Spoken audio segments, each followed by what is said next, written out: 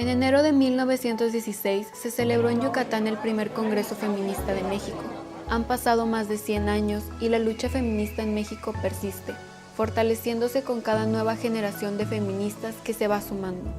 En un movimiento político y social tan importante como lo es el feminismo, es indispensable reconocer su carácter colectivo y de relevos entre diferentes generaciones para mantener la lucha activa y vigente. Las mujeres somos muy diversas en edades, etnias, color de piel, lugares de donde venimos, conocimientos y muchas cosas más, pero nos une este movimiento que impulsamos y del que formamos parte. Es por esto que la cooperación y colaboración desde nuestra diversidad es algo indispensable, pues entre más seamos, somos más fuertes. Y aunque el mundo ha ido cambiando, los feminismos siguen siendo necesarios y ante ello, también nuevas generaciones de feministas que sigan impulsando la lucha. Este marzo de 2022, hablar de feminismo significa también hablar de lo diversas que somos las feministas y cómo podemos colaborar y aprender colectivamente. Significa también cuestionarnos qué viene para los feminismos con los nuevos relevos generacionales. Nosotras todas, las que aún sin conocernos hemos caminado juntas para hacer valer la palabra de cada una, la palabra de todas, por las que aquí estamos y por las que aún están por venir. Esto es Diálogos de C2E. Buenos días, buenas tardes, buenas noches. Cual sea el uso horario en el que usted se encuentre escuchándonos. Les saluda Bea Martínez y a nombre del Centro Estatal de Documentación Feminista y de Género les damos una sorora y cordial bienvenida a este espacio seguro, de confianza y de mucha creación para todas otras nosotras. En el episodio de hoy estaremos hablando sobre los relevos generacionales en los feminismos y cómo podemos ir aprendiendo de todas nosotras colectivamente. Para esto, contamos con la presencia de Ana Suárez.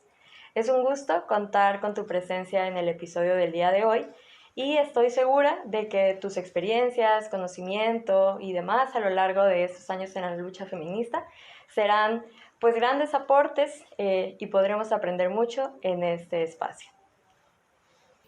Buenas tardes, buenas noches, buenos días. Espero que sea una plática que pues sí trascienda, ¿verdad?, a las nuevas generaciones. Las nuevas generaciones de feministas han llegado a acuerpar la lucha y a seguir impulsando las agendas que desde los feminismos se llevan años proponiendo, pero también han puesto nuevos temas sobre la mesa. Ante esto, es indispensable hablar de cómo podemos colaborar entre feministas, de la importancia de estos relevos generacionales y de cómo hemos llegado hasta donde lo hemos hecho. Por esto, quisiéramos aprovechar este espacio para hacerte algunas preguntas. Primero que nada, pues empezar con lo que creo que todos y todas nos damos cuenta, ¿no? Que los últimos años el mundo ha ido cambiando a pasos agigantados. Entonces, quisiéramos preguntarte, ¿tú cómo crees que este contexto ha ido moldeando también a las nuevas generaciones de feministas, ¿no? Bueno, yo creo que definitivamente la globalización ha sido uno de los puntos centrales. Anterior a la globalización, México iba muy atrasado en el tema del feminismo comparado con otras naciones, pero yo creo que es muy importante que las nuevas generaciones estudien, se vayan hacia atrás y conozcan ese pasado para que puedan entender cómo se han dado estos cambios y cómo fue que llegamos a este momento y todo lo que esto costó en la lucha de las mujeres. Pues sabemos que los cambios se logran a través de revoluciones del pensamiento, el ir cambiando las ideas tradicionales que estuvieron establecidas por siglos y siglos se volvió algo sumamente complicado, muy difícil. Aún hoy persisten pues muchos paradigmas que no logramos quitar y la lucha fue muy intensa, muy dolorosa, pero gracias a Dios estamos viviendo un momento diferente. Si queremos hacer un poco de historia, pues nos tenemos que remontar, bueno, desde el siglo XVI, XVII, en que surgen las primeras voces en favor de los derechos de las mujeres. Pero, por ejemplo, hay de la teoría de la maestra Amelia Valcárcel, que es aquí en Nuevo León es sumamente conocida porque pues María Elena Chapa siempre la trajo a sus eventos, estuvo en una cátedra de Alfonso Reyes en el TEC, y ella señala 3 momentos principales que vienen siendo las 3 olas del feminismo. En Estados Unidos se manejan 2, pero para nuestra cultura yo creo que es importante señalar esas primeras 3 olas. La primera, bueno, pues la del feminismo de la Ilustración, ¿verdad? Que definitivamente empieza como en 1673, 74, hasta 1791, 92, que se termina con la Revolución Francesa. Y ahí, bueno, pues fue la primera vez que el mundo cambia de ideas abiertamente, ya es el momento de la Ilustración, el siglo de las luces, el conocimiento, los libros. El mundo vive un momento que, bueno, todos sabemos que revolucionó absolutamente. Y entonces las mujeres, hubo un debate fuerte sobre si las mujeres debían de participar en esos logros que estaban cambiando el mundo o si no. Y pues desde ese momento se volvió muy polémico el tema, porque la mayoría de los pensadores, de los ilustradores, estuvieron en contra de que las mujeres participaran. Daban principalmente la idea de que si las mujeres cambiaban sus roles y se les daban sus derechos, pues iba a trastocar todo el orden social, que de hecho así ha sido, ¿verdad? Entonces en ese momento, pues primero ellos dijeron los hombres y se acabó. Pero sí se lograron en esas décadas, entre esos años, que las mujeres por lo menos tuvieran cierta libertad para decidir con quién casarse, para decidir si se casaban o no, y empezar a estudiar, que les permitieran aprender a leer, escribir, leer, ilustrarse, y aunque no fuera oficialmente, las mujeres lo hacían pues por tener una vida más plena, ¿verdad? Y así llegamos hasta ya el tiempo de la lucha sufragista, que es la segunda ola, en donde las mujeres se organizan, forman sus grupos y empiezan a exigir de una manera bastante centrada su derecho al voto, a la participación en la lucha política, y de ahí se desenlaza cómo cada país va aceptando la participación. Salen grandes lideresas en Europa y las mujeres acceden a algunos trabajos y se avanza en esos años hasta llegar, el sufragismo inicia como en 1848 y dura hasta 1948-49, que se termina la guerra, se forma la Organización de Derechos Humanos y se firma pues, la Declaración de los Derechos Humanos. Sí es bueno que todas, me imagino que conocen la historia de cómo originalmente se había excluido del texto la palabra mujer, y entonces Eleanor Roosevelt, que era la representante por Estados Unidos, y con el apoyo del presidente Truman, exigió que se pusieran la palabra hombres y mujeres, porque pues estaban viendo la manera de evadir ese compromiso de que todas las naciones se comprometieran a darles derechos a las mujeres. Entonces se logró, y las mujeres ya habían tenido una experiencia bastante positiva durante la guerra, que muchas empezaron a trabajar, llegaron a suplir a los hombres que se habían ido a la guerra, demostraron que tenían capacidades, que tenían talento, que podían ganar dinero, que podían ser independientes, en pocas palabras, que podían ser mayores de edad. Ya había mujeres que estudiaban, ya por lo menos todas leían y escribían, generalmente en Europa y en Estados Unidos, y pues ahí yo creo que es un momento cumbre también para el feminismo. Y entonces ya viene nuestro feminismo, que es a partir de los años 60, que empieza el feminismo de los derechos humanos, que realmente si algo ha avanzado el feminismo en México ha sido la lucha por los derechos humanos, junto con la globalización y el conocimiento de cómo viven y qué piensan en otras culturas, ¿verdad? Pero el feminismo de los 60 fue muy polémico. El feminismo siempre es polémico, pero ese en especial porque en Estados Unidos se dio un movimiento muy radical, muy fuerte. Imagínate, aparece la píldora anticonceptiva, que ahí sí todo lo revolucionó, porque una vez que la mujer puede trabajar, puede ganar dinero, puede ser independiente, puede ser libre, y aparte puede controlar su sistema para embarazarse, entonces pues el cambio fue tremendo. Hubo mucha resistencia, muchísima resistencia.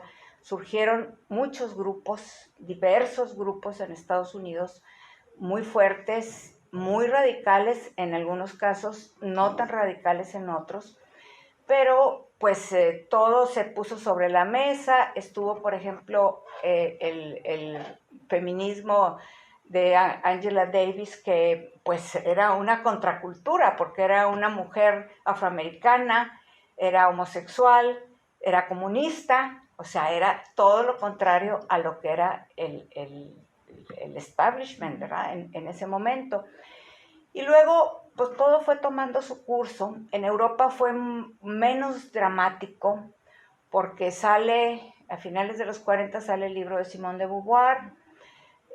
Se hace un feminismo más teórico, más filosófico.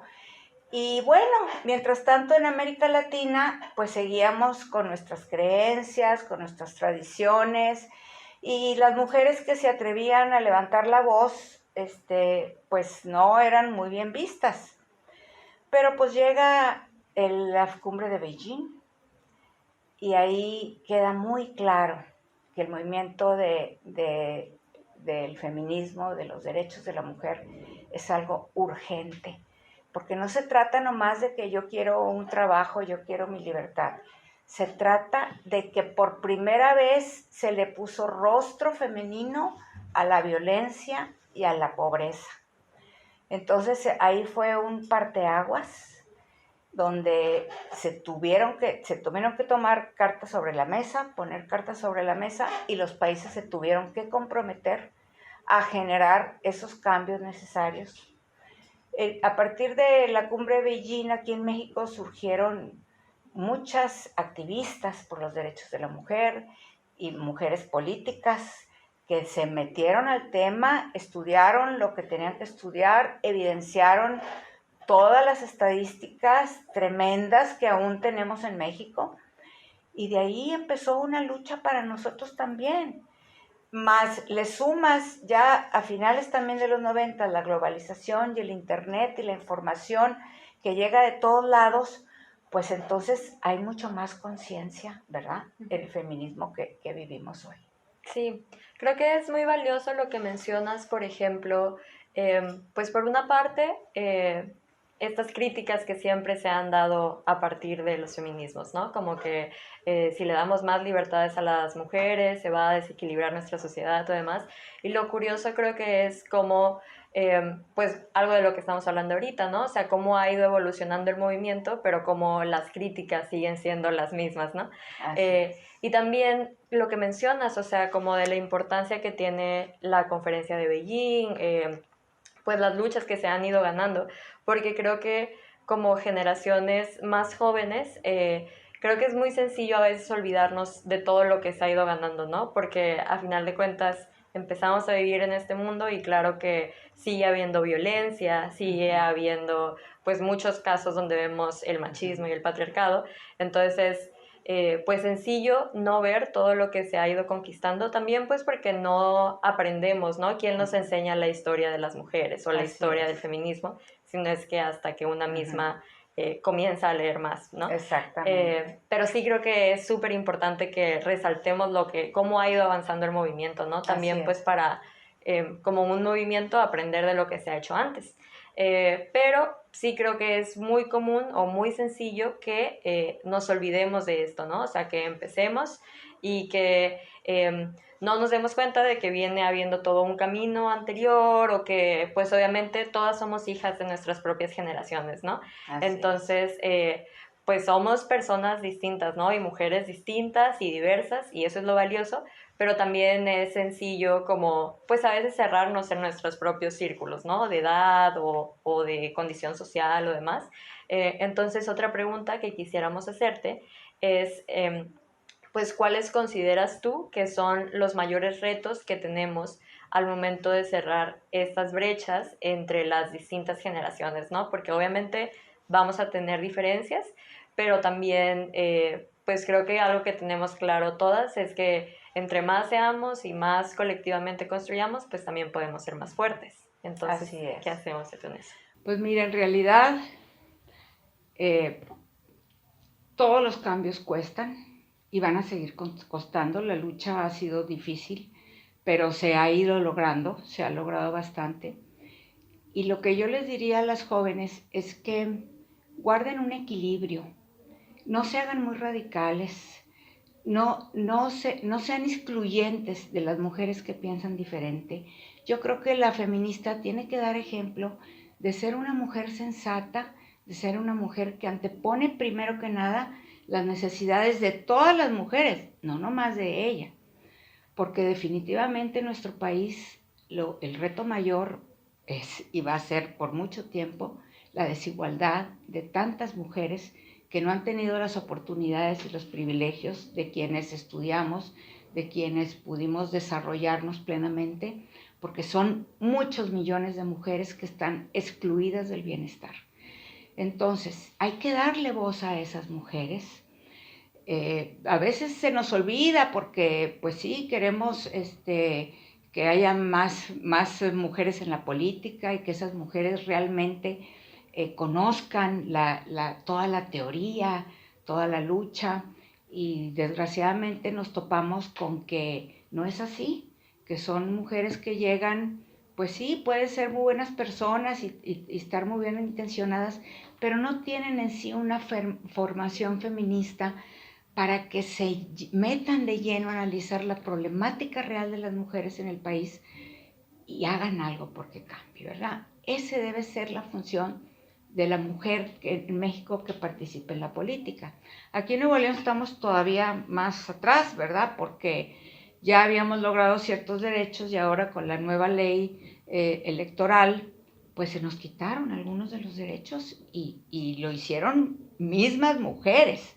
O sea, con los votos de mujeres de varios partidos, se decidió que se cambiaban ciertas reglas que si las analizamos bien, pues son perjudiciales para la lucha de la mujer en la política. Yo creo que es bien importante que haya liderazgos femeninos en los partidos, que lleguen a los congresos y que de verdad defiendan la mujer y peleen por ella. No nada más lo que me conviene, no nada más lo que diga mi partido, porque los partidos están muy viciados en eso, porque se les ha permitido utilizar todo lo que es el apoyo a las mujeres, la paridad, para pues acomodarse nada más, pero la verdad no va a haber mucho avance si eso no se logra cambiar. Sí, sin lugar a dudas. Y por otro lado, bueno, pues eso de los colectivos, las plataformas a favor de la mujer, que se preocupen por las mujeres indígenas, que aquí en Nuevo León hay muchísimas, que se preocupen por las mujeres marginadas, que no utilicen una doble moral para juzgar a las mujeres en cosas que a los hombres no se les juzga. Sí, son muchas tareas que nosotros las vivimos en un principio, pero de una manera durísima porque era un rechazo total. Recuerdo en alguna ocasión alguna anécdota de algún político que públicamente dijo que esa ley en contra de la violencia no le iba a permitir darle unas cachetadas a sus hijas pues, si se portaban mal. Y, o sea, a ese grado era una inconsciencia y una muy poca empatía, un desconocimiento de lo que era la lucha de género. Recuerdo también una vez un gobernador de aquí de Nuevo León que me preguntó, bueno, ¿y tú por qué andas metida en eso? ¿A ti qué te falta? Pues a mí no me falta nada, pero hay miles de mujeres aquí, cientos de millones de mujeres que no tienen mi posibilidad. Entonces a esas mujeres hay que darles voz. Entonces yo creo que eso es algo que todavía está presente actualmente, porque hay que acercarse a esas mujeres, hay que estar cerca de ellas, hay que acompañarlas, hay que darles las oportunidades para que tengan una vida de desarrollo, hay que educarlas, hay que empoderarlas para que ellas ya después puedan salir adelante, ellas y sus hijos. Esa es una tarea que va a seguir. Y también les voy a decir a las jóvenes que no se desesperen mucho con sus mamás, con sus abuelas, porque lo que ellas vivieron, lo que ellas pasaron, lo que ellas creyeron desde el día que nacieron, pues es muy diferente a lo que creen ustedes. Entonces, no las van a hacer cambiar.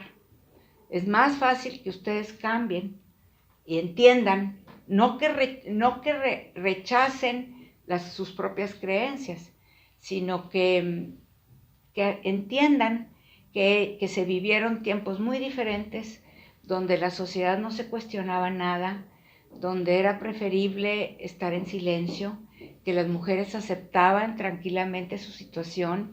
Muchas veces vivían situaciones muy difíciles y la ley no las amparaba.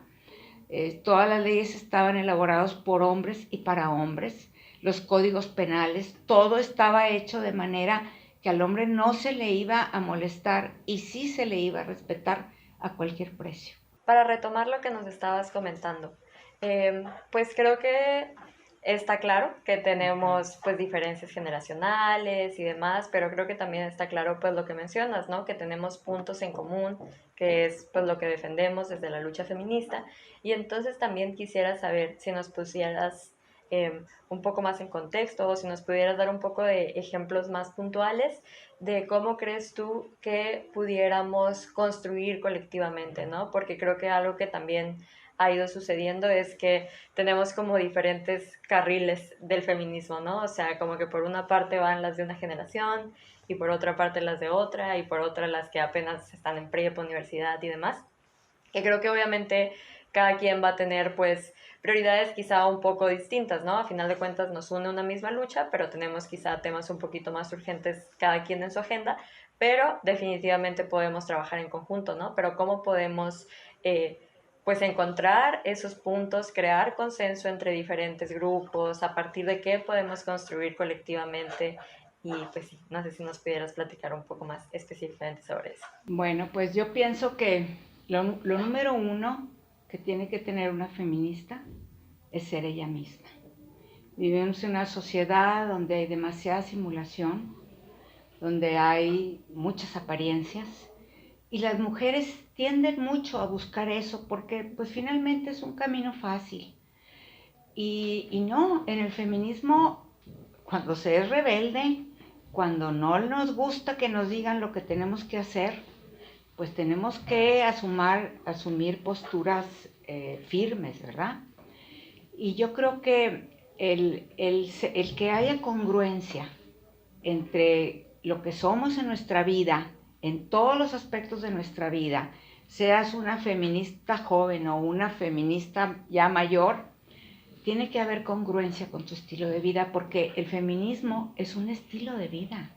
Es aprender la democracia desde que estás en tu hogar, aprender a relacionarte democráticamente y en igualdad desde que convives con tus padres, con tu pareja, con tu marido, con tus hijos. Eso es algo que tiene que estar por encima de todo, porque si no, no se llega muy lejos cuando dices una cosa y haces otra. Pero también hay temas muy importantes que los colectivos deben de tener siempre presentes. Además de esa posibilidad de juntarse con otros colectivos para compartir esos objetivos.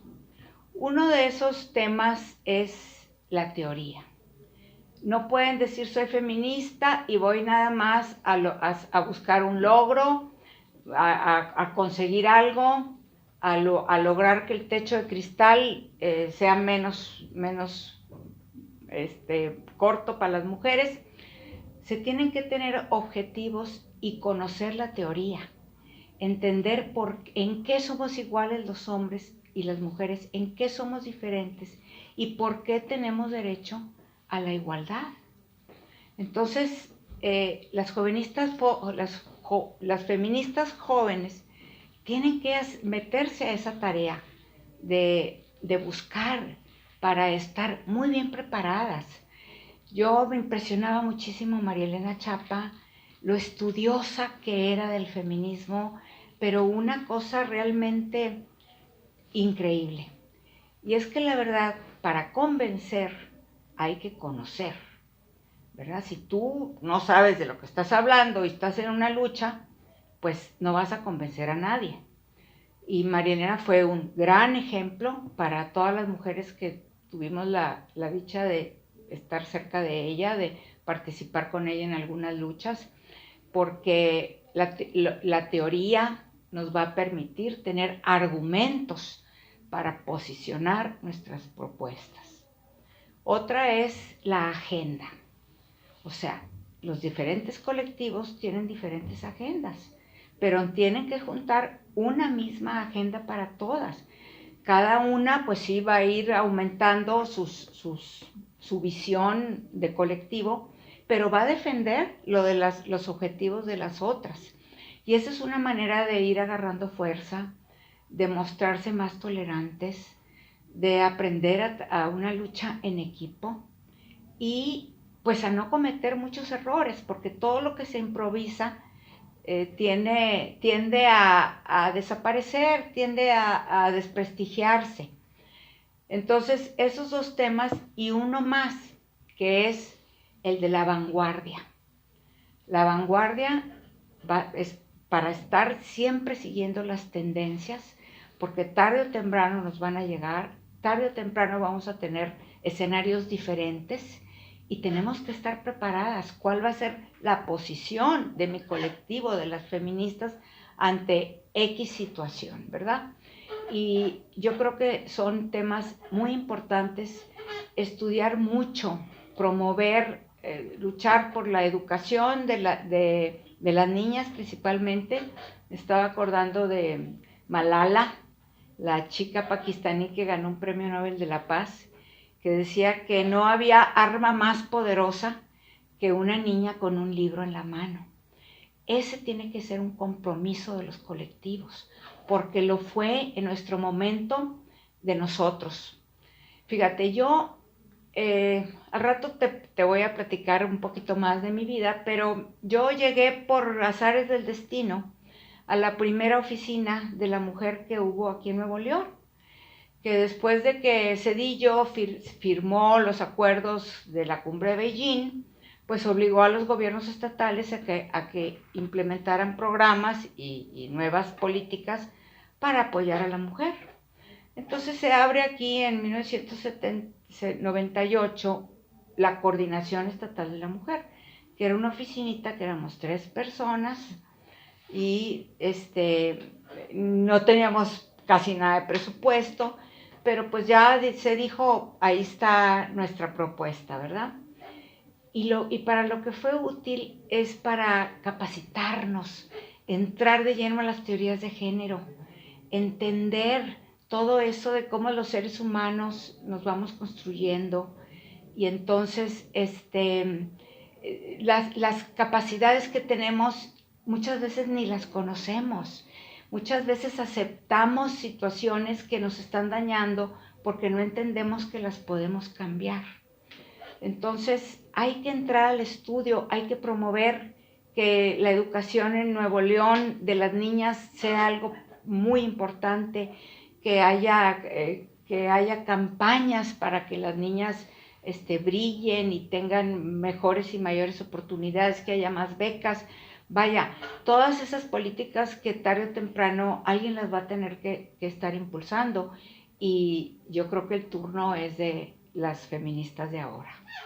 Y que creo que, pues como lo que mencionas, ¿no? O sea, esto de que tenemos que llevar un seguimiento, una continuación de las luchas que vamos ganando, porque creo que a veces puede dar la impresión de que todas estamos luchando batallas distintas en muchas partes y pues más que hacerle frente a algo en común, parece que nos desgastamos más cada quien por su lado, ¿no? En lugar de, pues a final de cuentas sí hay muchos puntos muy críticos que se siguen repitiendo, ¿no? O sea, muchas niñas que todavía no tienen educación, como tú dices, el hecho de que la mayor parte de la población pobre son mujeres, y pues ya sabemos la terrible violencia en la que vivimos, ¿no? Claro. Entonces creo que es elemental como poder encontrar esto mismo que tú mencionas, ¿no? O sea, darnos cuenta de que estamos luchando una misma lucha y pues encontrar estos puntos a partir de los cuales podemos construir en conjunto, ¿no? Porque también pienso mucho, ahorita escuchándote, y con lo que mencionaste hace rato de las olas del feminismo, en esta frase de Simone de Beauvoir, que no me acuerdo ahorita exactamente, pero cuando menciona que a final de cuentas toma una pequeña crisis económica o política para que los derechos de las mujeres sean los primeros que son cuestionados, ¿no? Claro. Entonces creo que es algo que tenemos que tener todas las que estamos entrando a esta lucha muy presente, pues para no permitir que esto se nos vayan arrancando, ¿no? Porque al final de cuentas muchas mujeres anteriormente a nosotras han luchado para que podamos tener los derechos que tenemos hoy en día, ¿no? Así es. Fíjate que me estaba acordando en mis años esos que empecé yo a conocer la lucha de las mujeres. Me acuerdo tanto de Rosaura Barahona, que fue una figura muy importante en el movimiento de despertar las conciencias aquí en Nuevo León a favor de las mujeres. Y ella decía, cualquier persona que considere que hombres y mujeres son merecedores a tener los mismos derechos y que las mismas oportunidades que se les dan a los hombres se les debe dar a las mujeres, esa persona es feminista, aunque no lo quiera reconocer. Porque era el momento en que, ay no, feminista, no, estaba muy satanizado, había mucho prejuicio.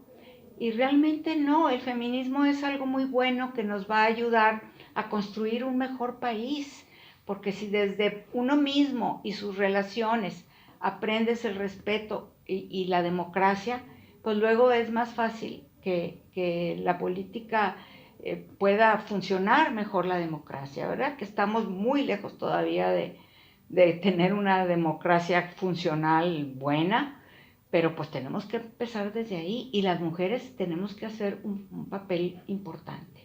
Ana Suárez nos platicará un poco más sobre su carrera, pero algo a mencionar y resaltar creo que es que ha sido una con muchos logros y muchas batallas en diferentes áreas, ¿no? En diferentes espacios de trabajo o lugares en donde has incidido, pero creo que algo que sería muy valioso que nos pudieras compartir es, creo que una cuando va empezando en este camino, a veces es muy sencillo como abrumarse un poco con, pues a final de cuentas sabemos que no es tan sencillo abrirle la puerta a estos temas, ¿no? Obviamente en la actualidad pues creo que va habiendo más aceptación socialmente y demás, pero aún así encontramos resistencias, ¿no?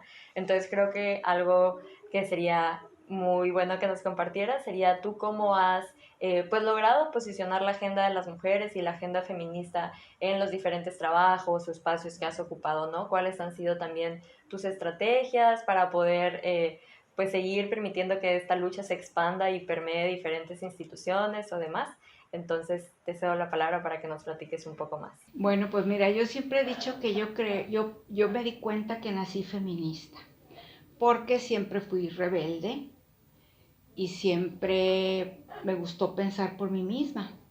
Entonces esas son dos características que te ayudan a construirte de una manera, y aunque sí llega un momento en que te despojas de muchas de tus creencias, yo conservé muchas. Yo de verdad, de la educación que recibí y toda la formación que tengo, pues mantuve muchas de mis creencias y de mis valores. Sin embargo, muchos otros sí me los quité y me fui quitando prejuicios.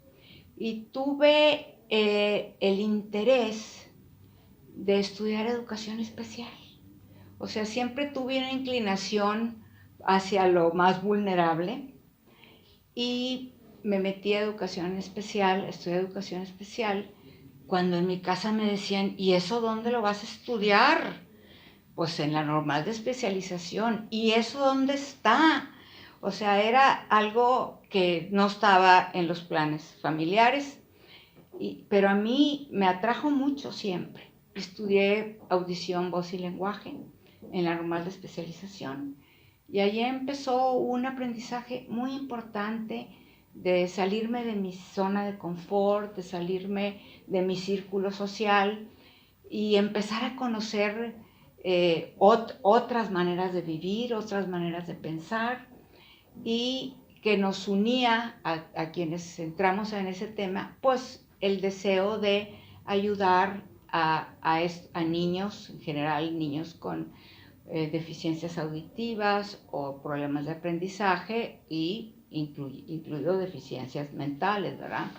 Problemas de conducta. Eran varias las áreas que se estudiaban entonces. Yo elegí audición, voz y lenguaje y entré al sistema federal con una plaza que fueron las primeras que llegaron en Nuevo León, allá a principios de los años 70, nomás nos saquen cuentas, ¿verdad? Y fue toda una experiencia porque para abrir las escuelas, tenemos que ir a las colonias, a tocar casa por casa, para preguntar si había algún niño que no iba a la escuela porque tuviera algún problema. En aquel entonces a los niños los escondían, las familias no entendían que había posibilidades de educarlos, de darles una mejor vida. Y todo eso a mí me sensibilizó muchísimo. Y trabajé en el municipio de Guadalupe. Conocí las colonias populares cuando estaban en su momento de crecer, y aprendí muchísimo, aprendí mucho, y te topas con las verdaderas necesidades de la gente, situaciones tristes, porque además de la pobreza está la ignorancia y está la situación de educar a un niño que no tiene las capacidades normales, tiene sus capacidades. Y yo descubrí que ningún diagnóstico es fijo, que cualquier niño con X diagnóstico, si se le da una buena terapia y se le da un buen entorno en la escuela y en las familias, las cosas cambian y estás logrando que ese niño, esa familia, tengan una mejor oportunidad en su bienestar. Y después estudié también una maestría en desarrollo infantil. Entonces entras a las teorías del conocimiento, al desarrollo de habilidades de pensamiento, a la plasticidad cerebral, y es donde dices, oye, pues es tanto lo que estos conocimientos pueden darle a la gente para que las personas con alguna limitación pues puedan avanzar y puedan estar a la par de los otros. Y aunque ya no seguí yo trabajé cerca de 12 años, trabajé en diferentes instituciones de educación especial, y tengo muy padres recuerdos, recuerdo mucho a mis compañeras de trabajo, fue muy linda experiencia. Pero luego llegué al tema de las mujeres, y entonces entré de lleno, cuando estuve en la oficina de la Coordinación de la Mujer, al estudio y a las teorías de género, y tomábamos cursos con gente del Colegio de México, de la UNAM. Me acuerdo el esposo de Marciela Lagarde nos dio un curso fabuloso, y nosotros también lo único que pudimos hacer en esos años era empezar a capacitar principalmente a personal que trabajaba en el gobierno del estado. Nos ayudamos mucho de COESPO, que tenían ellos las estadísticas y ellos ya daban ciertas capacitaciones, y entonces entro yo a esta realidad que definitivamente yo la hice mía inmediatamente, porque era unas ideas con que yo, sin saber que se relacionaban con las teorías de género, yo compartía de toda la vida, ¿verdad? Entonces, fue cuando conocí a Marilena Chapa.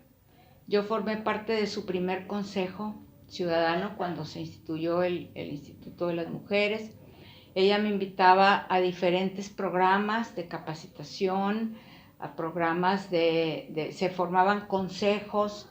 En alguna ocasión hice algunos programas de Mujeralia, escribí en la revista Violeta. Vaya, yo seguí, aunque en ese tiempo yo estuve dando clases en la UDEM con los temas de educación especial, yo seguía con un pie metido en la lucha feminista y siempre muy cerca de María Elena. Entonces, eso me permitió pues avanzarle, conocer a otras mujeres, porque como te decía yo anteriormente, el que los feminismos se unan, que los colectivos se unan, que compartamos ideas, te haces más fuerte y eso va permeando a la sociedad. Y si eres una persona que vives una vida congruente con lo que estás prometiendo o buscando, entonces es más fácil que te crean, que crean en ti, que te den crédito. Y así pasaron los años.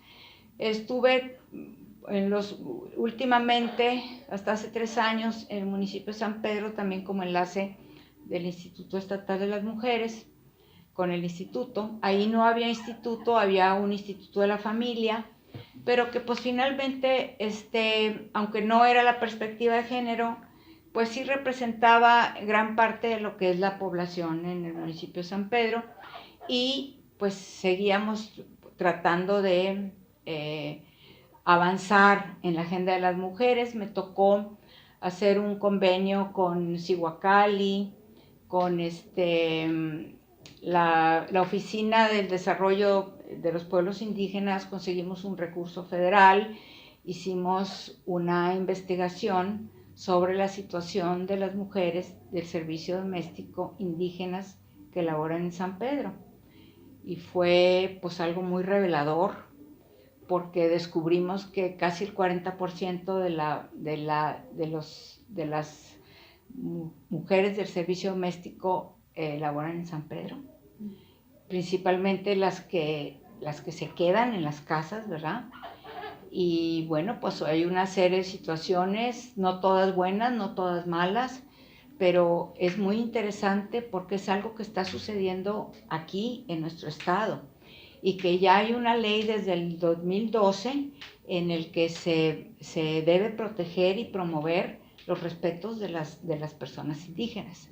Y ese siento yo que ha sido un tema, bueno, otros municipios han hecho también estudios y tienen programas que las atienden, pero para mí es un tema que debe ser prioritario en la agenda actual.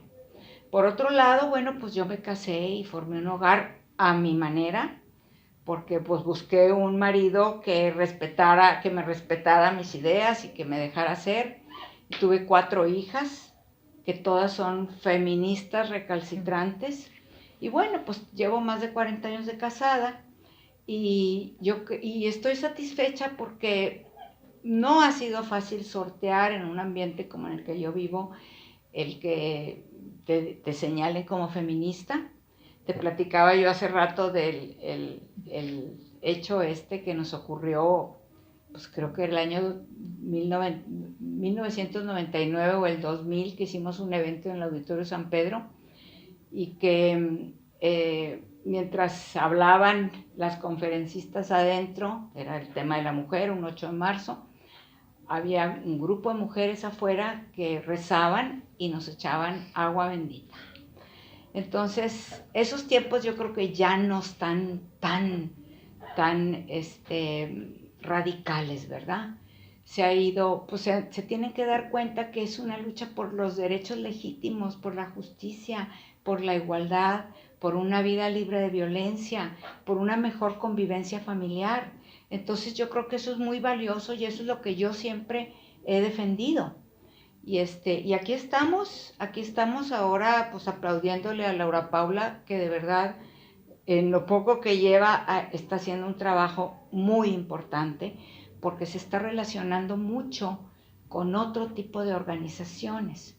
Entonces tenemos que estar en todos lados, el feminismo tiene que estar en todos lados para que se conozca y se le quite ese prejuicio de que son mujeres liberales, casi el diablo, ¿verdad?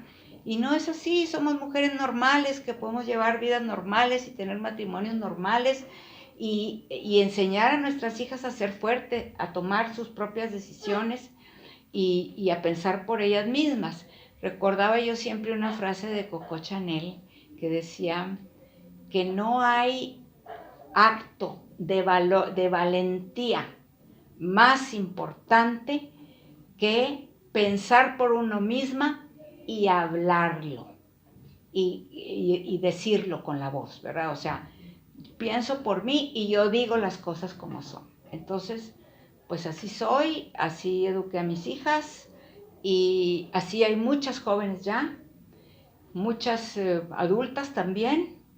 Y te digo, tengo la suerte de estar en la Red Paridad compartiendo con mujeres que sentimos y vivimos lo mismo, porque el feminismo hay que abrazarlo, hay que sentir pasión. No puede ser una pose de un ratito. Yo lo he vivido, pues te digo, desde 1998 y lo conviertes en tu forma de vida y lejos de perjudicarte, yo creo que te ayuda a tener unas relaciones más sanas. Muchas gracias, Ana. Creo que algunos puntos bien valiosos a rescatar de lo que mencionas es, pues primero que nada, la importancia de traer estos temas a la discusión, a la agenda, ¿no? Como hay muchos temas que obviamente están sucediendo, pero usualmente no se hablan, como toda la cuestión de las mujeres indígenas, así como también es súper importante pues crear estas conexiones, ¿no? Ya sea como con otro tipo de instituciones para hacer transversal el feminismo, pero también entre nosotras mismas, ¿no? Como darnos cuenta, ahorita que estamos platicando, pues me doy cuenta de que compartimos muchas cosas, ¿no? O sea, muchas vivencias o críticas que quizá tenemos a las diferentes cosas que vamos viviendo y que a final de cuentas nos unen más cosas de las que nos separan, ¿no? Así es, definitivamente. Creo que algo muy mágico que sucede cuando las mujeres hablamos es, pues justo que nos damos cuenta que nuestras vivencias no son únicas, ¿no? Sino que porque vivimos en este mundo, compartimos muchas experiencias, aun si somos de distintos lugares o distintos contextos. Entonces creo que es súper valioso pues ir creando estos puentes entre las diferentes feministas que existimos, ¿no? Y pues nada, eso sería todo por nuestra parte. No sé si tú quisieras comentar algo más. No, pues espero que estas experiencias y esta plática pues haga pensar a las mujeres de cualquier edad, porque nunca es tarde para asumir una posición social y una actitud feminista y defender los derechos de las mujeres. Definitivamente nos llevamos muy valiosos aprendizajes de este espacio y también el recordatorio de que a través del trabajo colectivo pues somos más poderosas, podemos llegar más lejos y avanzamos más en esta búsqueda de la igualdad sustantiva por las mujeres. Y les invitamos a todas y todos quienes nos están escuchando también a seguir las redes sociales del Instituto de las Mujeres. Nos encuentran en Facebook como Instituto Estatal de las Mujeres de Nuevo León, en Twitter como IEM Mujeres NL y en Instagram como IEM Mujeres NL. Muchas gracias por este tiempo. En Diálogos del CEDOFEM platicamos sobre los hechos que han marcado la vida de las mujeres en nuestro país. Y nosotras, aunque luchamos desde diferentes trincheras, hemos decidido encontrarnos y estamos intentando crear nuevas formas entre todas, tomando siempre lo aprendido y lo acumulado en esta larga historia de lucha de la que somos parte.